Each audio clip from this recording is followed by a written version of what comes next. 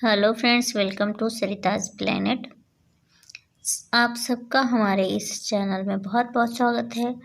और हम इस टाइम माइक्रो टीचिंग के लेसन प्लान लेके आ रहे हैं, तो बीच बीच में एक दो और भी वीडियो बना दे रहे हैं। तो यहाँ पे फिर से हम माइक्रो टीचिंग का एक श्यामपट्ट लेखन कौशल का वीडियो लेके आए हैं, जो कि बीएड स्टूडेंट के लिए, सेकेंड सेमेस्टर वालों के लिए और डीएलएड वालों के लिए बहुत ही हेल्पफुल होने वाला है, क्योंकि ये सारे लेखन कौशल पढ़ाए जाते हैं और इसमें लेसन प्लान बनाना पड़ता है। तो यहाँ पे देखिए, मैं सबसे पहले मैंने लिख दिया है श्यामपट्ट लेखन कौशल आधारित पाठ्य योजना। ठीक है, तो अगर आपको किसी और टॉपिक के वीडियो चाहिए तो आप मुझे कमेंट में बता दीजिएगा, तो मैं वो टॉपिक का वीडियो लेके आऊँगी आप लोगों के लिए। और आप लोग चैनल को सब्सक्राइब कर लीजिएगा और बेल आइकन प्रेस कर लीजिएगा, ताकि आपसे के लिए जो भी हम इम्पोर्टेंट वीडियो बनाते हैं उसकी नोटिफिकेशन आप तक पहुंच जाए। तो आप मेरे चैनल को सब्सक्राइब कर लीजिएगा, और अगर आपको हमारी वीडियो पसंद आती है तो वीडियो को लाइक ज़रूर कीजिएगा।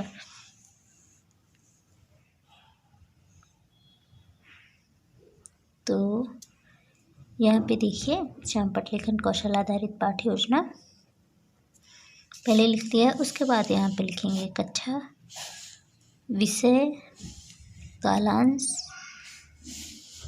दिनांक, प्रकरण और समय। चलिए फ्रेंड्स, वीडियो शुरू करते हैं। तो यहाँ पे कक्षा में मैंने 7th लिख दिया है, चूँकि 7th 8th दोनों में ये पढ़ाया जाता है टॉपिक। फिर विषय है हिंदी। कालांश आप जिस भी टाइम पीरियड में पढ़ा रहे हों वो लिखना है यहाँ पे। और डेट आप जब टीचिंग करें डेट तभी डालिएगा।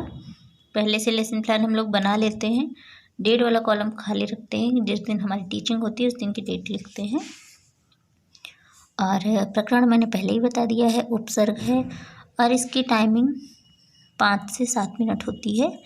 माइक्रो टीचिंग की टाइमिंग इतनी ही होती है। बहुत क्लास में तो 2-3 मिनट ही पढ़ाने देते हैं, बहुत जगह से 8 से 10 मिनट तक पढ़ाने देते हैं। तो उसी अकॉर्डिंग ये प्लान बना हुआ है। उसके बाद मैं आपको अच्छे से समझा दे रही हूँ कि कैसे क्या करना है। उसके बाद फिर यहाँ पे 3 कॉलम बना लेने हैं। यहाँ पे लिख देना है क्रम संख्या, छात्राध्यापिका कथन, छात्राध्यापक कथन। अगर आप गर्ल हैं तो छात्राध्यापिका ही लिखिएगा, अगर आप बॉय हैं तो छात्राध्यापक लिखिएगा। और उसके बाद छात्र छात्रा क्रियाएं, हमने यहाँ पे सिर्फ छात्र लिखा है, आप विद्यार्थी लिख दीजिएगा। तो विद्यार्थी में दोनों गर्ल्स और बॉयज़ आ जाते हैं, तो यहाँ पे छात्र क्रियाएं। फिर हमें क्या बताना है, जैसे ये श्यामपट्ट कौशल है, तो यहाँ पे आप क्या करिएगा, अगर आप यहाँ पे ब्लैक कलर का चार्ट पेपर ले लेंगे और उसको यहाँ पे चिपका दीजिएगा, और 10-15 रुपये का एक स्पार्कल, वाइट स्पार्कल का पेन आता है, उससे लिखिएगा, तो ये बहुत ही अच्छा भी लगेगा देखने में। और श्यामपट्ट वो ब्लैक चार्ट पे लिखा होगा तो बिल्कुल वो ब्लैक बोर्ड की तरह ही लगेगा। तो अगर आप ऐसा कर सकते हैं तो आप श्यामपट्ट ज़रूर यहाँ पे चिपकाइएगा। मैंने पेज पे लिख दिया है क्योंकि मुझे बस आप लोगों को समझाना था, तो मैं यहाँ पे वो बताए दे रही हूँ कि आप यहाँ पे श्यामपट्ट इतना कट करके चिपका देना तो ज़्यादा अच्छा लगेगा। तो यहाँ पे मैंने लिख दिया है परिभाषा। तो उपसर्ग की परिभाषा क्या है, उपसर्ग वह शब्द है जो किसी शब्दों के आरंभ में लगकर उसके अर्थों का विस्तार करता है अथवा उनमें कोई विशेषता उत्पन्न करता है। छात्राध्यापिका कथन में हम ये लिख देंगे। फिर यहाँ पे हम नीचे उदाहरण दे देंगे ताकि अच्छे से समझ में आ जाए। जैसे उदाहरण है, अप प्लस मान इक्वल टू अपमान। जैसे हमने इंग्लिश में बोल दिया, जैसे नि धन मग्न बराबर निगमन। ठीक है, अवधंतरण, फिर ये दोनों मिलके क्या हो जाएगा, अवतरण। अभि प्लस मुख बराबर अभिमुख। तो ये उदाहरण हो गया। ठीक है, जैसे कोई वाक्य बनाता है, तो जैसे हम यहाँ पे एक वाक्य बना रहे हैं, रामू को लिखना था, यहाँ पे गलत हो गया, को। ठीक है, ये मात्रा आप सही कर लीजिएगा।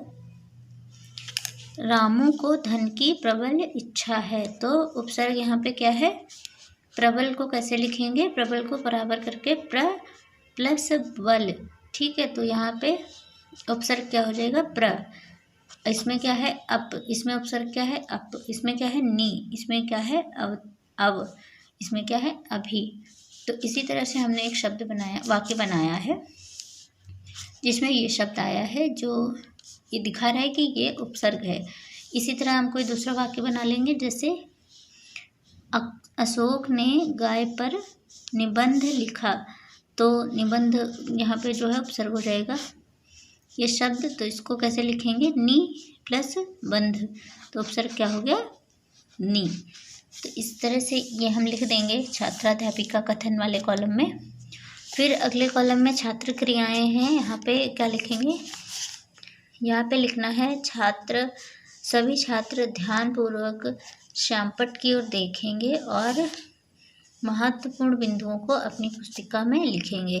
जैसे यहाँ पे जब हमने समझाया है, तो यहाँ पे जो भी मेन पॉइंट होंगे उनको स्टूडेंट क्या करेंगे, अपनी कॉपी पे लिख लेंगे। ठीक है, और श्यामपट्ट पे हर चीज़ नहीं लिखनी होती है, क्योंकि श्यामपट्ट लेखन कौशल ही है ये, तो यहाँ पे ये तो लिखना ही पड़ेगा। और वैसे श्यामपट्ट पे जो मेन चीज़ें होती हैं वही लिखी जाती हैं। तो छात्र क्रियाएं हो गया, अभी ये ख़त्म नहीं हो रहा है, अभी फिर आता है इसके बाद अवलोकन सारणी। तो अवलोकन सारणी में क्या है,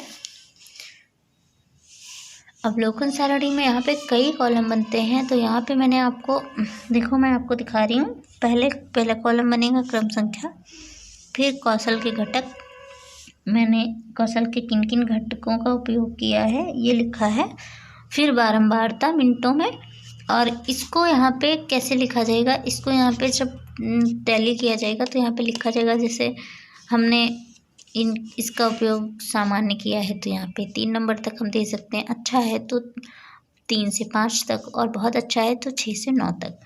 तो इस तरह से जैसे हमने इनका प्रयोग किया है, कौशल के घटकों का कितना प्रयोग किया है वो हम यहाँ पे जो टीचर होंगे हमारे या फिर हमारे सहपाठी होंगे वो लिखेंगे। ठीक है, तो पहली हेडिंग है अक्षरों की सुडौलता व स्पष्टता।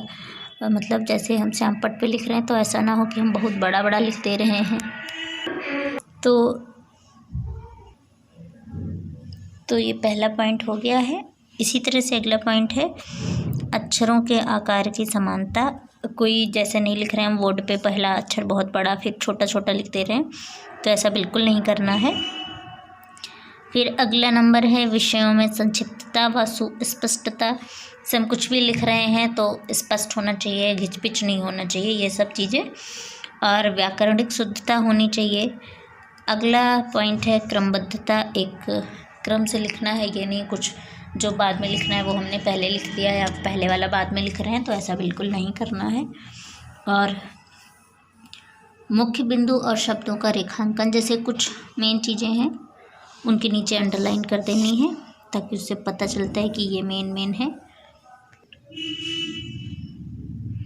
फिर अगला पॉइंट है पाठ के साथ साथ रेखा चित्रों का विकास। जैसे हम कुछ पढ़ा रहे हैं तो हमें जैसे कोई डायग्राम आता है तो बनाना चाहिए वो। और अगला पॉइंट है रंगीन चौक का प्रयोग। जैसे हेडिंग डाल दिए हैं किसी और कलर के चौक से और बाकी उसके अंदर का जो टॉपिक है वो किसी और कलर की चौक से लिखेंगे तो वो हाईलाइट होगा और देखने में भी बहुत सुंदर लगेगा। तो इस तरह से 8वां पॉइंट ये है। और इसमें हमको यहाँ पे नंबर दिए जाएंगे। इन चीज़ों का हमने कैसे प्रयोग किया है, बहुत अच्छा किया है तो इस वाले कॉलम में लिखा जाएगा, सामान्य किया है तो इस कॉलम में होगा, और अगर हमने बहुत ही ज़्यादा अच्छा किया है तो इस वाले कॉलम में मुझे नंबरिंग दी जाएगी आपको। तो फिर उसके बाद आता है समालोचना और सुझाव। जो टीचर आपके में जब आपकी टीचिंग के टाइम जो टीचर बैठे होंगे आपकी क्लास में वो यहाँ पे सुझाव देंगे कि आपने कैसा किया, बहुत अच्छा किया या कोई गलती रही, वो यहाँ पे लिखेंगे। ठीक है, और इधर पर्यवेक्षक के साइन हो जाएंगे और सहपाठी के साइन हो जाएंगे। तो इस तरह से ये लेसन प्लान कंप्लीट हो जाता है। उम्मीद है हमने बहुत अच्छे से समझाया होगा और आपको समझ भी आ गया होगा। तो आप लोग मेरी वीडियो को लाइक कर दीजिएगा और चैनल सब्सक्राइब कर लीजिएगा। यहाँ पे आपको बिल्कुल फ्री में सब कुछ मिल रहा है, किसी चीज़ के लिए कुछ भी पेड नहीं करना है। तो आप लोग को बस ज़्यादा कुछ नहीं करना है, वीडियो लाइक करनी है और चैनल को सब्सक्राइब करना है और अपने दोस्तों में शेयर करना, रिलेटिव में शेयर करना, जो भी बीएड कर रहे हैं, डीएलएड कर रहे हैं, उनके लिए ये वीडियो बहुत ही हेल्पफुल होने वाली है। तो चलिए दोस्तों, मिलते हैं नेक्स्ट वीडियो में। और अगर आपको किसी और टॉपिक की वीडियो चाहिए तो मुझे कमेंट सेक्शन में बता दीजिएगा। मिलते हैं नेक्स्ट वीडियो में, तब तक के लिए जय हिंद।